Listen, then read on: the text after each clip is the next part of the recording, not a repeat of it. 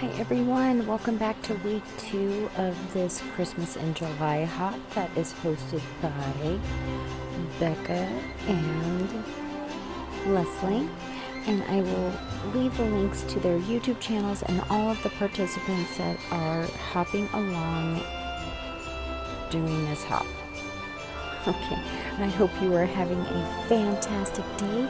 Now let me share with you all that I have going on here on my desk.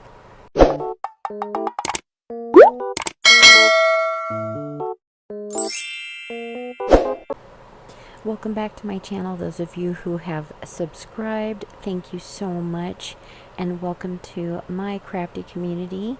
And it is our crafty community, and I hope that you are inspired by the projects that I have before you on my desk here. This week is all about tags, and I love doing tags. They are so much fun to make. So I have 3 different kinds of tags here, okay? And let me start off with cut aparts. Everyone that buys a paper pad, whether it's a 6-inch or an 8-inch or a 12-inch paper pad, you possibly get some tag cut aparts. And so this week again I am working with Prima, and I have this cut apart here, and I have used ephemera pieces. I don't think this pack was with this actual collection. I think it was with from the Christmas collection from the year before, but it works really well. And so I have done several layers, and this one is just a cut apart. And so I even used some I call it popcorn trim. Everyone calls it something different. And then here is this cut apart tag, and all of them I used a velour ribbon, and they are layered up. And these would be really nice for adding to some junk journals or to packaging. And here we go. Here, this one I added kind of a crumpled up crepe paper rosette and a ticket and the angel. And then here is this one here where I included some gold thread.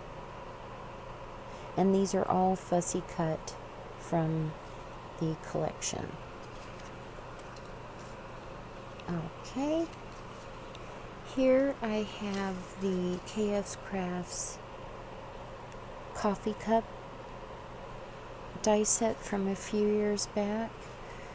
And then I also had the primitive stars, and then I had this alphabet that is buttons and that I did the ho-ho with. I did a lot of die cutting. I did a little doily. I did I believe it's a KF's Crafts poinsettia, and then some foliage and some dots. Okay, and then here's how the back looks. And then here is this one here. I turned this one into a shaker. Did some 49 and Market flowers.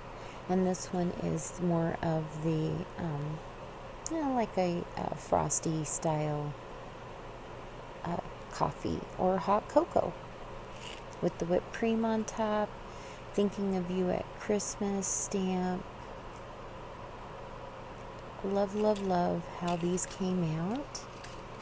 And then here is a Christmas version of the tag wallets that were inspired by, oh my goodness, treasure books here on YouTube. And this opens up like so. And I used Amazon puffy packaging, cut it down, and it turned out to be this one opens up this way. Turned out to be a really fun wallet. And then I added a couple embellishments to this one.